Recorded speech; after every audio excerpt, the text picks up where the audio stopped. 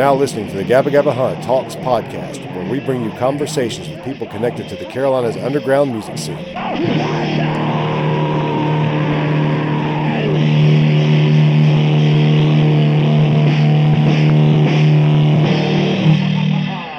Yeah, our house has never been tidier. Well, mine's never been messier, but that's because I got all this set up. So, like, the room on the other side of all this is just a disaster. And I haven't found a chance to clean all that up yet. So, Right, yeah. So you guys, okay, so I'm going to go ahead and just sort of start recording here. Oh, sure. Well, I'm already recording, so we'll use some of that.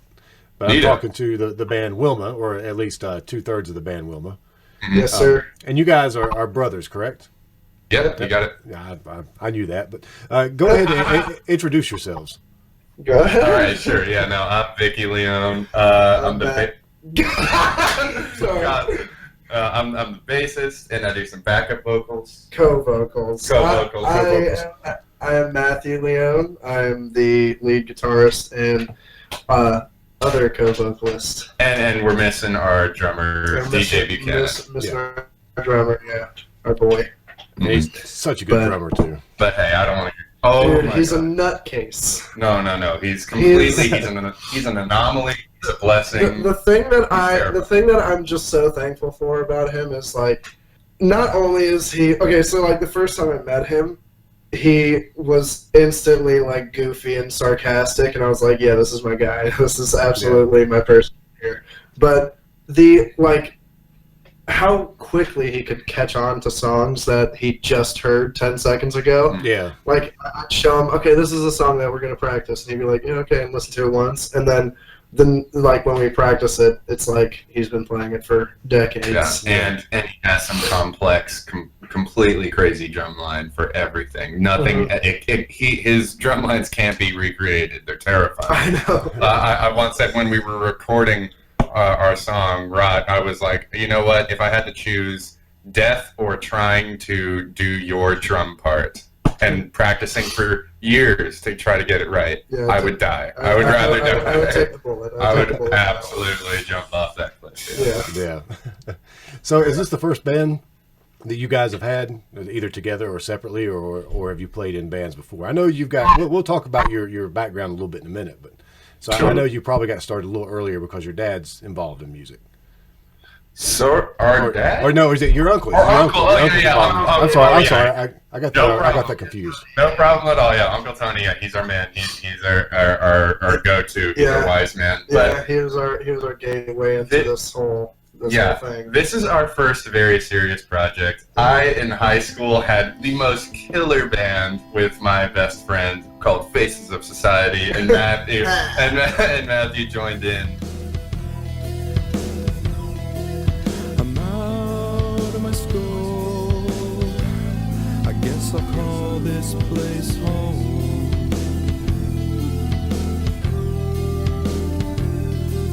Love feeling like this and riding on the ceiling.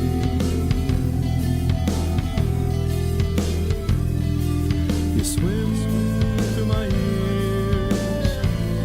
Why is it always like this?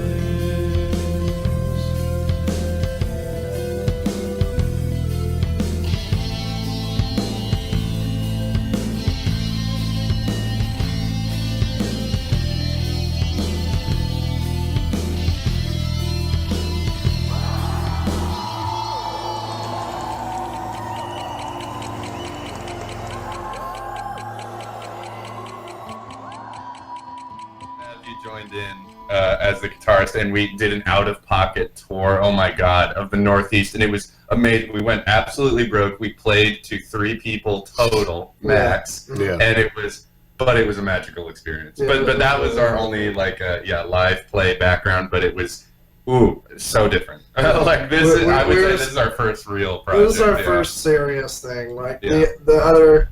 We were just such amateurs, and we just didn't know what we were doing, really. Oh, yeah.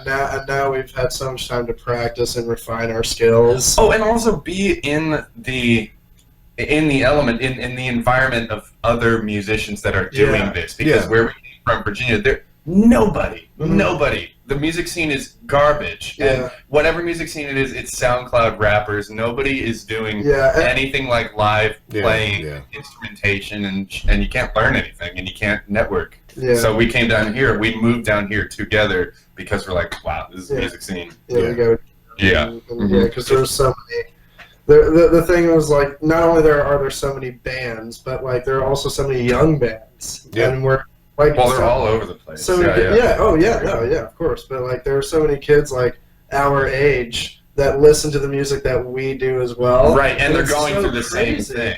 Yeah, Yeah. because it's like, you know, where we came, you know, and when we were living in Virginia, we were the only people our age listening to the music that we weren't even alive for. Yeah. So it's like, you know, we just felt kind of out of place there, and like we were, oh wow, we must be something special. We must be like unique, you know.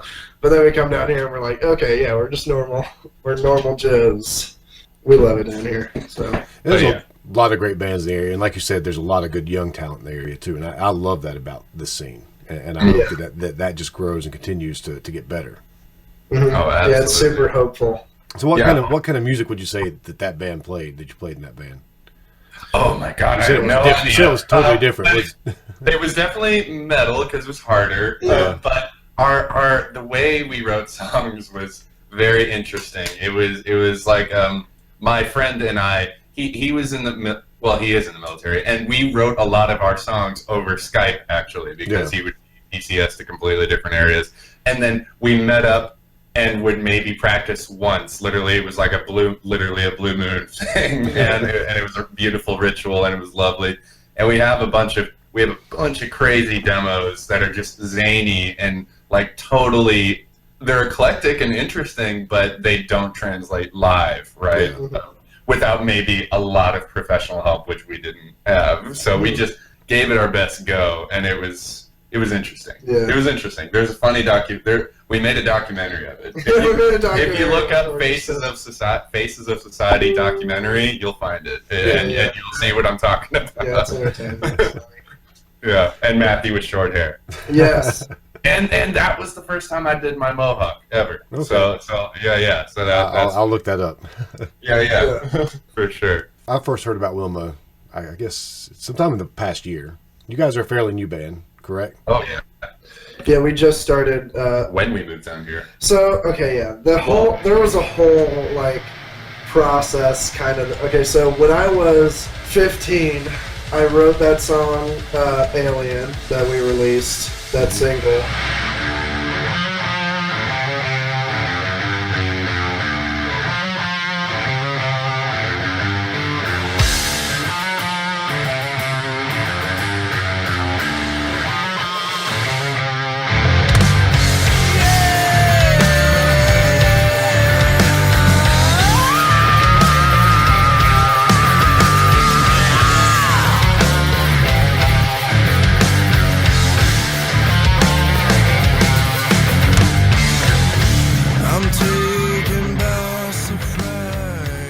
And I recorded all the parts just by myself in my basement, and it was like super crappy quality and all this stuff. But I sent it to Tony, and Uncle Tony, and he listened to it, and he was like, "Okay, so the recording's awful, but there's some potential there. I feel like that's a good riff, and you know the vocals are good and all that kind of stuff." And I was like, "Okay, cool." So when I was 16, he invited me down to Charlotte to get it semi-professionally recorded, Mm-hmm. and it was cool. It set the tone. Yeah. I'm like, oh my goodness, this could be feasible. Yeah, it opened up the possibility of like maybe I could just move down here and actually start a band and do what I've been wanting to do for a while now. But then years rolled by. Then the years went by, and just kind of sat on it, and then I sent the guy that we were recording with some other songs. Went down there, recorded those. That's when I met DJ, because he was brought in because I think the Wallburns were recording with them as well.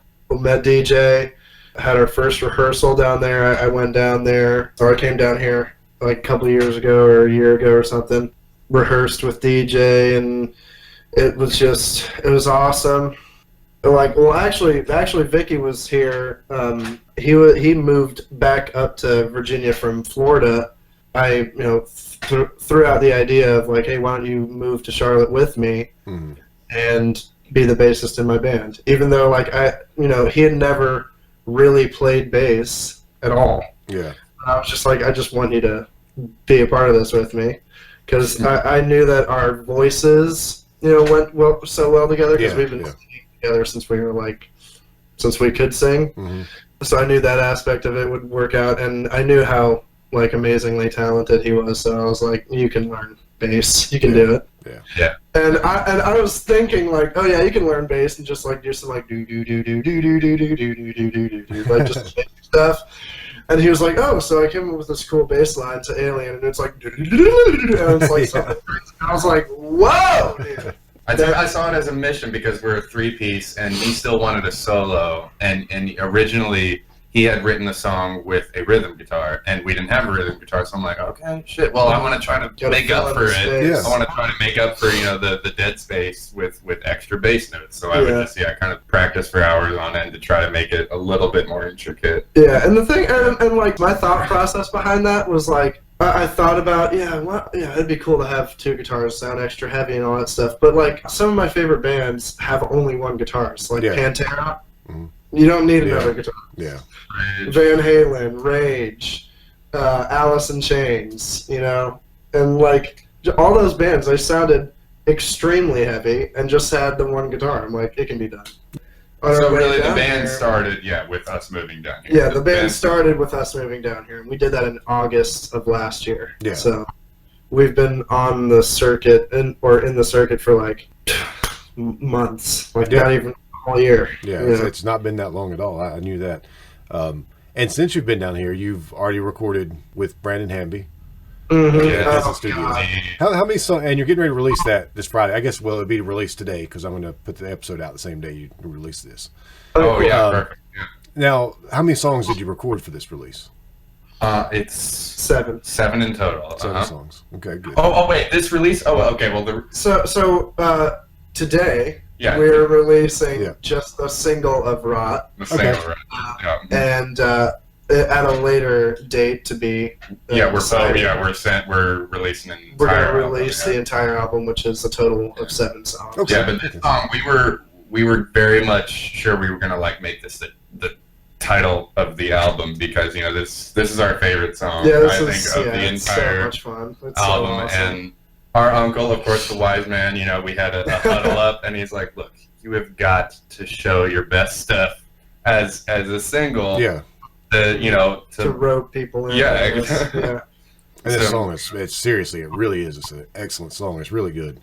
Thank I you. just when you sent it to me, I listened to it so many times in a row. Just listen to it over and over because it's so good. Awesome, dude. Thank you so But you much. guys are really good. I mean, just that live show at Repo recently. You guys are always good live. Oh, that was a lot of fun. Thank you. Oh, That was a fun show. That was just a nice, like, bunch of friends over and kind of relaxed. Cool locale. I love that Yeah. shot, by the way. But thanks for saying that, though, because I mean, I always feel like, and I think I can speak for all of us, is that every time we go up there, one of us might be the nervous one. Oh yeah. And I'm saying that because I feel like I frequently am, right? And luckily I think because everybody is just so they understand what the songs are, what the mission is, what it's supposed to sound like, and we're close enough that it always turns out good. But it means a lot that you say that, because there are some performances where I've been absolutely terrified. I think the first one you saw, the Milestone, I was just frozen up. I was like, oh, nothing's working. But the beautiful thing is, like, even though like one of us may be nervous or something, no one can really tell. Because it's not like a crippling nervousness that will halt our skill or anything. Yeah. It's just like Holy shit! Yeah, there are people looking at us, and we're doing this too at the same time. So it's like kind of freaky. But trust me, I've been playing for like almost 30 years myself, and I still get that from time to time. Oh, Hey, there you go. Awesome. Yeah, yeah. I mean, so you got that to look forward to. Yeah. No, but the thing about us that I really honestly love is just like when we're playing live, that's kind of just our time to just let loose and just have a good time. Like Yeah. we're not like we're of course focused on sounding good and playing the songs through like we know them, but like if one of us messes up or anything, we'll just like look at each other and be like, yeah, it's not a big deal, like or we'll just laugh at something or because most of the time if anybody messes up, it's something that we've been messing up and like we've like made a joke about it or something like here it comes, you're gonna mess it up and there it is. We went to record with Brandon Hamby and who we love. Who's the best. Yeah. He's the best He's a person we saint, know. yeah. He's literally the nicest person I've ever met in my entire existence. We went up there to record 6 songs, like because we had recorded Alien already, and we had scheduled a weekend with him to record 6 songs. Oh, yeah, 6 entire. And we were thinking, there's no way we're getting this done. It's 2 days to record 6 songs, and they're all they've all got their own little thing. That's kind of like their own little level of complexity, I guess, that we might have to spend a little bit of time on. Because when we were recording Alien, it took us all day to record just the one song. So we were like, no, there's no way. And we got all 6 songs done in like under 24 hours. Yeah. So we're when we're in the studio and when we're when it's time to represent. Yeah. we put our nose to the grindstone there. Brandon makes it so easy and so comfortable that it's just you perform better. I think. I mean, that's how I feel when I'm there. He sets the mood. He tells jokes. He tells stories. Yeah. He doesn't rush you setting up, and so you get it set up quickly because he's not rushing you. So you get set up, and then he gets everything set up, and then you start recording, and then going back and fixing things, punch ins. He's so good at that. He's good at fixing things without you having to punch back in sometimes. Just like, here, let me do this, and just he does his little tricks. And it's like that works. Yes. Yeah. It's so good. I love Brandon to death. Oh, me too. No, there's something special about just his general mindset. Like, and I'm comparing my amateur days of trying to record on crappy software, GarageBand and all that stuff for other people. And I was always as the recording person, I was always very tense, and I had my own motives, and I had my own but I liked that, and then the band didn't like it, and I would get really tense and be like, maybe we should try it. I don't know. But he doesn't have. That's the thing. He doesn't have any of it. He's really an open vessel when it comes to recording. He's like, this is for your vision, and he does exactly that. So that makes you play better. If we ever messed anything up or feel like we messed something up, even though he's like, that sounded good to me. If we're like, we kind of want to redo it though, he'll just be like, okay, all right. But he's also good for that too. Like sometimes I'll play something and be like, I might want to re-record that, and he's like, sounded good to me, and I go back and listen to it. Go, if it sounded good to you, it sounds good to me too. So because he's a very honest ear that way. Because he'll hear the same mistakes I do, and I can see it in his face as soon as I hear it. He hears it too. Yeah, exactly. Yeah. And he, I mean, the second you get there, like he's just sitting way back in his chair. He's just like, yeah, man. I mean, dude. And he's just like, he's just like so calm and all this stuff. And I mean, every time we've gone, we've made like a habit of bringing something like sweet, like a baked good. Because like the first time I went there, I brought cookies. And second time we went there, we brought cookies, and DJ made cheesecake. Yeah. I was like, I feel like, I don't know if that's just his natural state or if he's just in a sugar coma the entire time we're there. No, that's pretty much the way he is when we record with him too. He's just real relaxed, but he gets it done. Yeah, that's true. And it sounds amazing at the end, just like I said, that new song you got. And when you let me hear it, I remembered hearing it live too, so it was like I immediately had that connection to it. But it was just recorded so good. It sounds so damn good.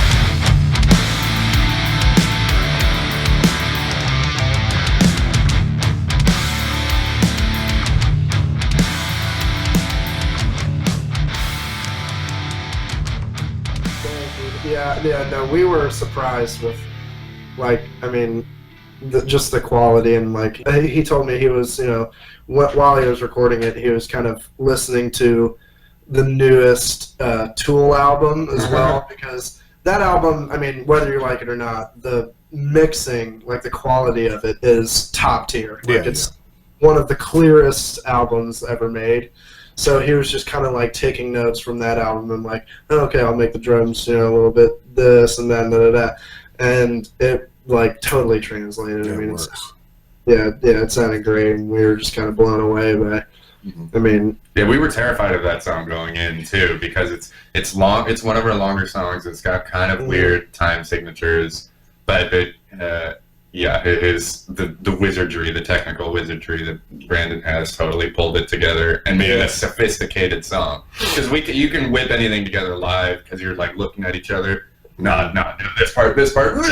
Yeah, but like, how would that translate into an audio recording? So we're so happy with how it turned out. Yeah, seriously. Yeah. So we talked about how you guys are young. Now, I didn't ask you, and I don't really know exactly how old you guys are. That's funny. No, I'm 21. And I just turned 25. Okay, so I figured you were probably around 20, 21, somewhere around there. So I was pretty close there. That's good. So for being so young, though, your influences seem to draw from a certain time period that I'm really familiar with, because that was when I was coming up in music. So you're about, I guess, on that 30-year curve. Yeah. That's the best kind of curve, though. No. And I mean, when we were young, I mean, like I just posted about it. The first album I ever heard was "Are You Experienced" by the Jimi Hendrix Experience, and ever since then, we've just, I mean, older music has just really spoken to us. It's given us kind of like a good window into our own souls, like who we are, and it's kind of like helped us just figure out, what we love and, what we were born to do. Yeah, no, and it's a misconception. It's not just the fact that it's old music that we think makes it better. It's just the fact that we were raised on music from a time where people were trying to come up with something new and trying to make it original and not trying to emulate the other person, and if they were shunned, right? But nowadays there's just nothing to really sink your talents into with in terms of originality, because it's all sort of, everybody's trying to leap off of what's already been done very literally. Like it's obviously impossible to come up with something completely original, and everything is inspired, everything's eclectic. But damn, people are not trying nowadays, and in the mainstream media at least. And it breaks my heart and hurts my ears, right? So, and we grew up on a time when there was care put into the composition. There was care there. It wasn't just I want to be famous or something. It mattered. And I mean, there are still like newer songs that will totally get me going. Yeah, there are hidden gems.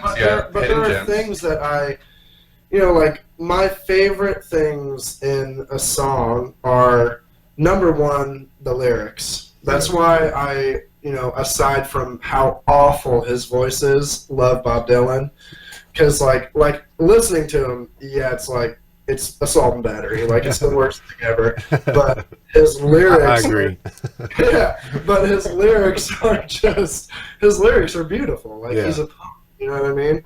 And, that's how I grew on, like, Rage Against the Machine. Like, when I first heard it, Zach De La Rocha's voice, I was just kind of like, okay, like, just kind of like that, like that high pitch. I was like, I don't know. But listening to his lyrics, like, he also is another poet, and he, like, and learning to understand, like, growing up, how I did, I guess there was kind of a lot of rage in me that I had to kind of... No pun intended. That was a bummer. Yeah, that was true. I didn't mean that. No, but there was just a lot of, like, anger that was kind of festering in my life, and listening to him and how, like, just passionate he was. And how angry he was. I mean, it was like, oh man, this is kind of what I need right now. Yeah. I mean, lyrics, melodies, I mean, those are, and harmonies. Harmonies are like, oh my god. Oh, and that's why we love Alice in Chains. That's why we love Alice in Chains. Jerry Cantrell, that's a huge influence for how we sing, period. Yeah, like, that's a big one. Yeah, and Yeah. and that's why I also love the Eagles, because Okay. Interesting segue. yeah. Kind of. I mean, well, they're not. Oh, but they got harmonies. Yeah, They've got harmonies out the wazoo. wazoo. Yeah, dude. Yes, they do. Yeah, I mean, Not really a fan, but I do. Yeah, I get no, that. yeah, I've honestly been kind of like, yeah, okay, I'll skip one of their songs. Like, but when I was younger, it was just it's easy on the ears, and their harmonies are killer. Yeah, I mean they're not a terrible band. I just don't I don't get into them, and I listen to plenty of stuff that other people go, what the hell? So, Oh yeah. Same. Absolutely, yeah, seriously. Man, you talk about like the lyrics and the harmonies and all that, and I hear a lot of early '90s influences in your music, obviously. Cool. And those bands they really did. The lyrics at that time were so good, and the singers were so good, and a lot of it gets overlooked because I don't know. Some people feel like it was all sounded the same, but I don't. I never got that. I never got that from it. I grew up during. No, it's a horrible, Yeah. horrible, notion that everybody was just Pearl Jam. I don't know. I know. Yeah, I feel None of them sounded alike. None of them sounded alike. There were copycat bands that came out of it, but none of the none of the big bands were. Yeah. Oh yeah, And yeah. that probably is what ultimately watered it down a little bit, or at least Right, in yeah, the opinions of some people. Exactly, but no, if that post grunge didn't exist and only grunge, like I feel like people could freely just listen to what was going on Yeah, and be definitely. like, wow, that's freaking good. Yeah. Yeah. So many people think grunge is it's either just Nirvana or just Pearl Jam. But Yeah. I'm like, that is not the case. Like, of course Creed came out of nowhere, and then Seether, and it was just like, and it just all became about near the downs. Yeah. And it was just like, okay, this is why you're doing this. But Chris Cornell's lyrics are not, I mean, they're honestly my favorite part about him. Like, they're my favorite part about him growing up, because, I mean, honestly, my first exposure to him ever was actually Audioslave. Which was way later. Which was later. I was like, and, his voice, of course, but his voice had kind of been already abused by the high, extreme wailing that he was doing in his earlier days. So his voice was a little bit more raspy and kind of more adult. And I was like, obviously, I love that voice, but his lyrics in all of those Audioslave records are like so beautiful. Yeah. Like they're just of another world. Oh, but in terms of just the fact that we sound definitely 90s inspired, like definitely a lot of Matthew's song composition harkens back to that sort of ideology, and by that I mean Matthew comes up with riffs that can be repeated, and for some reason the more you hear it, the more awesome it gets. Yeah. For some reason, so and then it turns into you can do whatever the hell you want with the chorus. But I guess there were a lot of those patterns in the 90s of just like, Jesus, this riff, it's so meaty, oh my God. Just like Trust me, that. I totally get Do it that. again. Yeah. And I think that's what that definitely harkens back to.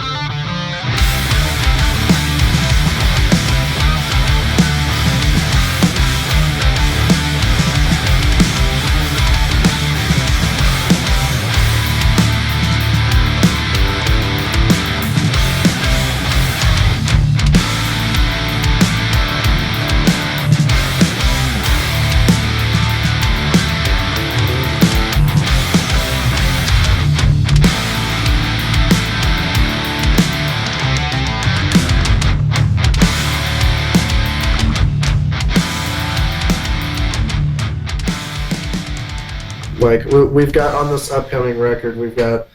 Oh my God! This record's gonna be weird. Yeah, there's one song in particular it's just acoustic guitar, and it's the two of us singing. It's very harmony heavy, and it's more of like kind of a ballad almost. And there are just we've got a couple slower ones, couple kind of groovy. speedier, But every song is kind of brings something different to the table. I feel like we try to because I've written or I've started writing some riffs or I've started playing something on the guitar and I'm like, that sounds a little bit too much like the song that we already have, and I'll just completely scrap it. Which I mean, maybe a little bit counterproductive, but I'm like, I don't want that, you know. We do that sometimes. We'll start playing a song and say that sounds too much like another song.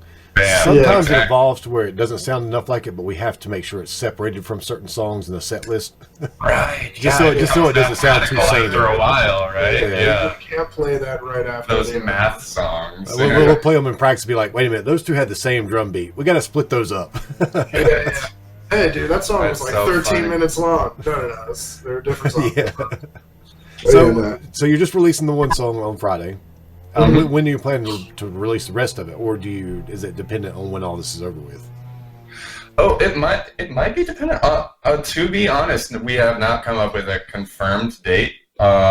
Honestly, I guess before all this started, we were just planning. We wanted to play a lot more. We were looking into venues. Yeah. And yeah, we were definitely gonna, just push the heck out of, hey, check the raw, because we got a nice little music video on the way too. It's a little bit of double media there. So we don't have a solid idea of when we're gonna release the whole record. Matthew and I have, sort of spitballed maybe 2 to 3 months at least. Mostly because our minds have been like, come on, we want to play live. We just started, right? That's the thing. We want to get out there, and hopefully this will die down. We'll see, and maybe, like you said, maybe based on how things kind of go along here, we might have to, rethink our release strategy because we may not see a stage for a while. Yeah. So who knows? But everybody's taking a different strategy. A lot of people are just going ahead and putting stuff out there, but you could hold on to this for a little while, and then when everybody's ready to go back out and have a big party for it, and then do the release for it. And if it drags on for a little while, you've still got 5 other songs that you can go. Let's put a little single out there. Do a little something like that. Yeah. pepper them out. Definitely something we considered. Yeah. For sure. Are you going to do physical media with this, or just a digital? Also, this is really up to a coin toss right now, just because. Because really on my end, I just need to go about just starting up, getting to sell actual merchandise, because we have no merchandise up to this point other than stickers we sell for $1. I would love to just have a CD in my hand, you know. I love the art. I want to make the art for the back and the side and all that stuff. Yeah. But there's just as much possibility that it'll remain digital. So, But we're definitely wanting to get some vinyls pressed, just because I want one. We're gonna do that eventually too.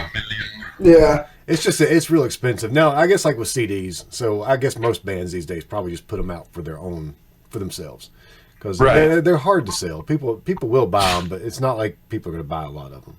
Exactly. But like you, I like having that physical copy and having it for a keepsake for myself.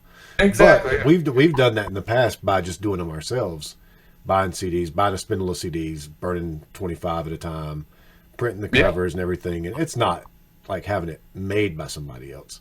But I'll still buy one of those from bands when they do that. True. No, and I actually did that in my old high school band. I dropped like $500 because I'm trying to make really an elaborate album cover. Yeah. And I made this tri-fold. I got the CD base, like where you like the jewel plastic that you can just put in. But I had made 6 different designs that went onto this album cover, and I dropped all that money, and like I almost broke my wrist just because I was cutting out each one. I had to cut out all the foldables with my hand with an X-Acto knife. I was in graphic design college at the moment. I was like, I'll use my powers. This was a great idea. Yeah. And nobody bought a single one.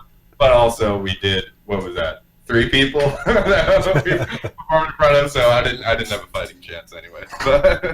But I do love, I love hand making stuff for sure. Yeah, I'll always pick up a CD, especially if somebody made it by hand, because that shows love right there. And that's where I got started, making our own cassettes, and then later making our own CDs. So I always appreciate that. But these days it's always nice to have something that's a little bit more professional looking like that. Right. Yeah. So clean. And so that's what we did last time, and this time we're doing the cassettes, which are all me and my friend Matt made those. And then if I do any CDs for it, I think I'm going to do those myself as well. Good idea. No, seriously, just keep it. Because it costs, like, at minimum, about $125 to get 50 CDs made. You know, that's still not bad. That's still not bad, but It's not bad, but it's a bummer. You know, but like when nobody's gonna buy them, it's kind of a bummer. yeah, exactly. I'm not smiling as it's happening, but yeah. You know, there's something special about just having that art and that CD, and people that don't have, you know, MP3 players in their cars. I mean, I would love, you know, I still am looking at, you know, cars from like 2004 and stuff. So, you know, there's always the possibility you just reach that one soul. I mean, there's still people driving around with cassette decks in their cars, so that's why, that's why one reason why cassettes are still, they're not popular, but they've got a following. They've also got that niche following, the nostalgia thing for it. You can sell it for $5, and people will part with $5 to take that home and then listen to it on Spotify. Yeah, don't get us started on the Laserdisc plan or something. Yeah, no, I just. But yeah, there's something for every. Yeah, no, I mean, the car that I have now, which was given to me by a friend, doesn't have an auxiliary cable or anything like that. Yeah.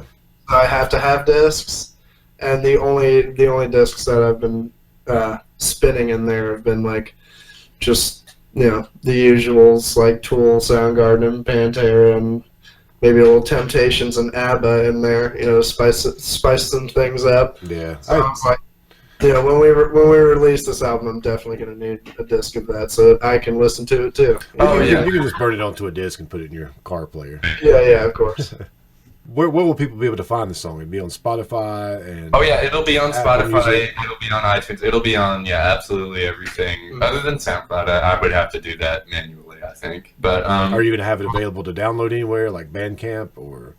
I haven't looked into that. I could easily do that, but I just didn't plan on it. So I might as well just get on that. And also, it's going to be, you know, it's going to be on YouTube where you can just listen to it for free. And as well as the music video that we made. Luckily, it's going to be released the same day as the single. And we practiced social distancing for this music video because we are never in the same shot in this music video. Yeah, we're all in different places in the music video. So I hope people appreciate that. Yeah. That's awesome. I'm looking forward to hearing the rest of it when it comes out, and really looking forward to seeing you guys play again live, and looking forward to playing with you guys again. Yes, dude. Absolutely. Yeah, we've totally got to set that up. That was such a legendary set. What the hell? And there's going to be so many good shows when this is all over with. All of our friends are going to want to play together. We're gonna have the biggest, best shows for like a month straight. Oh, absolutely. And nobody's going to be frugal about it. Yeah, nobody's going to be frugal about it. Like, we've been playing too many shows. No, you're going to fucking play your show this week. Yeah. That's what you're going to do. Yeah, seriously. I can't wait for that, my man. Yeah, we're looking forward to it, man. It'll be awesome.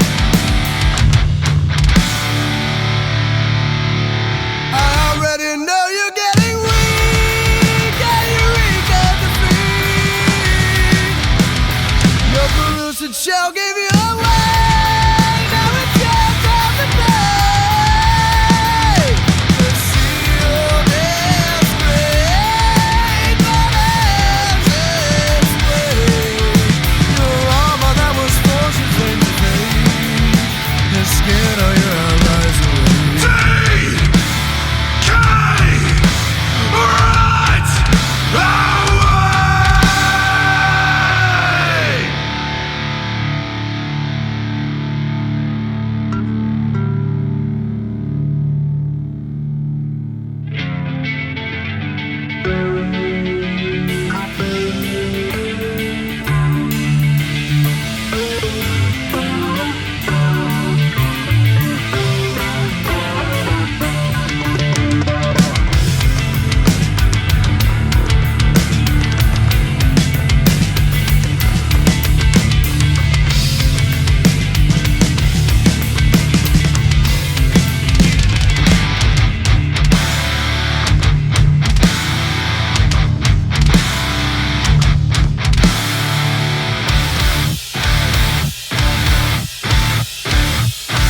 One of our family members asked us to perform over Zoom. I saw that.